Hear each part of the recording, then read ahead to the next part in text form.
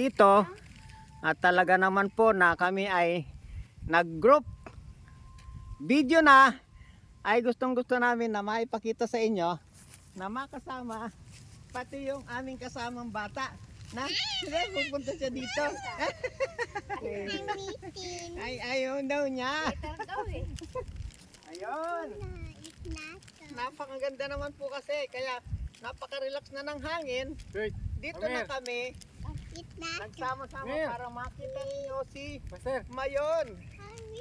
Mga subscriber, request ko lang po sa inyo ay sana po ay patuloy niyong suportahan, ibigay niyo ang inyong comment at kami po ay magpapasalamat ng marami sa inyo at matutumbasan niyo po yung aming pagod sa pag-akyat dito sa Lingkong Hill.